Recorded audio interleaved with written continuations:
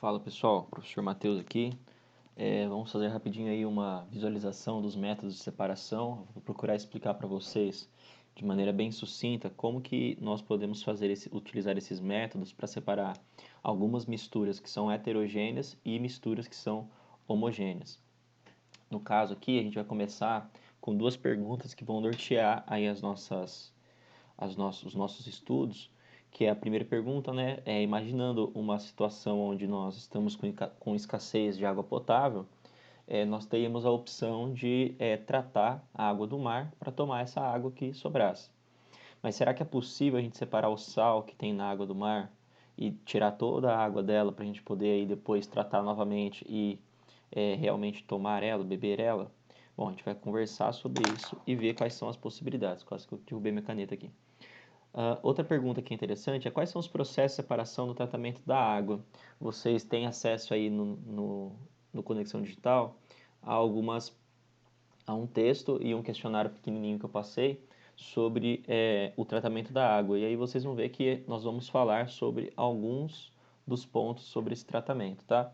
Então, o primeiro processo que a gente vai falar é o processo de decantação, que ele se baseia simplesmente na densidade dos materiais. Como assim densidade dos materiais? Então você imagina aqui no nosso exemplo, que nós temos uma água que é barrenta, uma água que está com muito barro misturado e ela fica nessa coloração, meio que marrom, espalhado ali, vários pedacinhos, partículas de poeira, né, dentro do recipiente. Depois que você deixa ela por um certo tempo em repouso, você percebe que a fase da água e a fase do barro se separam completamente.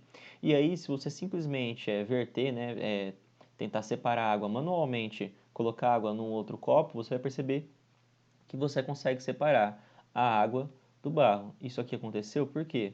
Porque a água tem uma densidade baixa, uma densidade aproximadamente igual a 1, e a densidade do barro ela é maior que 1. Então, por causa dessa diferença grande de densidade e por eles não se misturarem, você consegue simplesmente esperando separar esses dois recipientes. O material mais denso vai se depositar no fundo do recipiente. Outro processo que nós temos que é bastante conhecido é o processo de filtração, que é um processo que simplesmente depende de um filtro para separar sólidos de líquidos. Um exemplo bem simples é o exemplo do café. Nós temos ali o pó do café. Não é interessante que você pegue aquela porção cheia de fibra do café, né? A porção que vem, que tem ali aquela borra do café. Então, o que é interessante você fazer? Você extrair só as partes que tem interesse, né? Que é a parte da cafeína, a parte do sabor do café, e deixar o pó do café para trás. Como que a gente pode fazer isso? Nós colocamos aí o café num filtro, o pó do café no filtro, passamos água quente por ele. Por que água quente? Porque essa água quente faz solubilizar melhor a parte da cafeína, tá?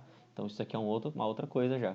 Mas o processo principal é você colocar um papel de filtro, colocar o pó de café e passar a água. A água passa pelos poros do filtro, mas o pó não. Esse é o processo de filtração. E o que é interessante, o processo de filtração e o processo de decantação, ambos fazem parte do tratamento da água. Nós temos um processo da água onde nós filtramos primeiro as partículas maiores, né? Galhos, folhas, etc., que é um processo que eles vão até mudar um pouquinho o nome, vão chamar, se eu não me engano, de gradação. Literalmente, forçar a passagem da água por uma grade, porque essa grade mesmo já vai segurar aí umas partículas grandes, né? E depois você faz um processo de passar a água por um filtro que vai aí segurar algumas partículas menores e que vai permitir que a água passe. E também tem o processo de decantar a água, reagir a água com certo produto químico e deixar com que todo o material que reage fique flutuando pela água para depois ser retirado manualmente mesmo. Você pode fazer uma retiração, não manual, desculpa, mas você pode retirar com uma máquina mais simples, tá? É algo que facilita o processo e barateia muito o processo de tratamento da água. Um outro processo interessante é o processo de centrifugação. Esse aqui é um processo que simplesmente vai ser uma separação mecânica através da agitação do recipiente dentro de uma centrífuga. Como assim uma centrífuga? Imagina que você tem ali a roupa lavada, né, da semana, coloca na máquina e ela está molhada ainda, então você vai colocar no modo centrífuga da máquina. A máquina vai começar a girar rapidamente. E o que vai acontecer? você tem ali naquela máquina materiais de densidade diferentes. Então, a centrifugação também se baseia nas densidades do material. Só que qual que é a diferença? A diferença é que para retirar, se você fosse esperar simplesmente esse material decantar, essa separação não aconteceria com facilidade. Então você precisa de forçar que o processo aconteça. O que você faz então? Você coloca no material que gira muito rápido, o material mais denso é jogado para as extremidades e o menos denso vai ficar mais para frente do recipiente. É o que acontece também ó, com o sangue. O sangue ele tem uma parte de plasma, uma parte de células brancas e uma parte de gordura. E de gordura não, desculpa, de sangue, do sangue com as hemácias. E o que vai acontecer? As partes do sangue, quando você colocar na centrífuga e pôr ela para girar, essas partes que têm densidades diferentes, elas vão ficar ó, separadinhas.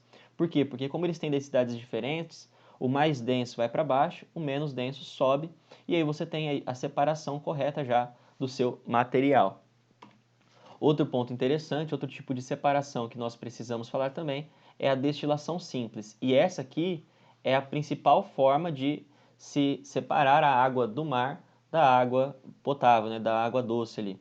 Como que você faria esse processo, ou da água pura? Como que você faria esse processo? Você colocaria a água com o sal dentro de um balão, dentro de um suporte que você vai aquecer aqui, e você vai separar uma substância homogênea contendo o sólido que está dissolvido da água. Por quê? Porque você vai colocar isso aqui para ferver, a água começa a evaporar, ó, ela vai cair aqui por esse recipiente e vai vir aqui para cá, é só água nesse lugar. E à medida que você vai evaporando essa água que está contida no recipiente, você consegue deixar só o sólido, pessoal, ele não evapora. Quando acaba a água no meio, você vai ver que vai sobrar só o resíduo sólido que tinha dissolvido. Então esse processo de destilação simples, ele serve para separar um sólido dissolvido num líquido.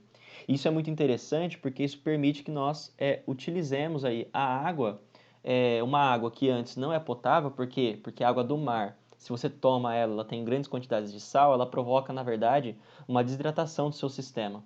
Não é uma água que vai matar a sede, é uma água que vai te dar ainda mais sede.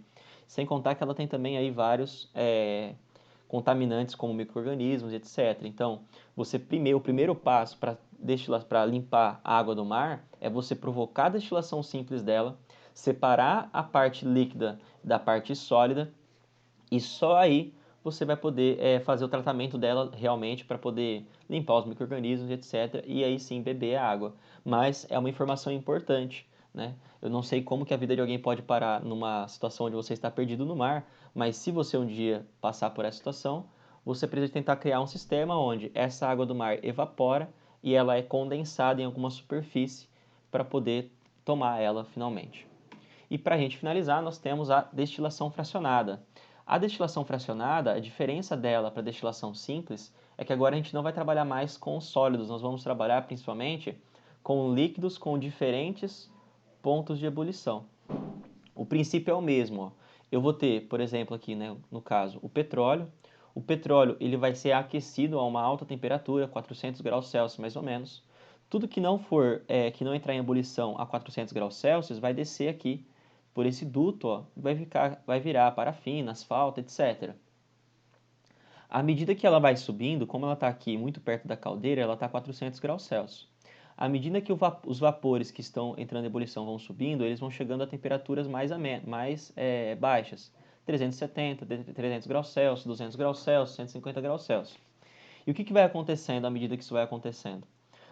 As substâncias vão diminuindo a temperatura e aí quando chega a 370 graus Celsius é a temperatura onde o óleo combustível começa a virar líquido já. E aí você separa, o óleo combustível vai caindo por aqui e você vai separando o óleo combustível. À medida que as outras substâncias vão subindo, elas vão chegando a 300 graus Celsius e vão virando diesel. Depois, 200 graus Celsius, vira querosene. Depois, 150 graus Celsius, vira gasolina. Perceba, ó, à medida que o vapor vai subindo, ele vai perdendo a temperatura, e quando ele perde essa temperatura, ele chega na temperatura de ebulição dessas substâncias aqui. E aí o que vai acontecendo nesse processo? Você separa o diesel, o óleo combustível, o querosene, a gasolina e o butano e propano simplesmente pelo aquecimento de uma substância só no começo, que é o petróleo, né? Um componente que nem o petróleo, que tem a mistura de vários líquidos ali, vai sendo aquecido e à medida que ele é aquecido, ele vai virando, desculpa pessoal, o excesso de gerundismo aí, ele vira outros componentes, como, ele separa em outros componentes, como o óleo combustível, o diesel e etc. Beleza, pessoal? Esses são os processos de separação, então nós vamos finalizar por aqui. Façam os exercícios e na nossa aula nós iremos corrigir as atividades da apostila. Beleza? Até a próxima, galera. Uma boa semana para vocês.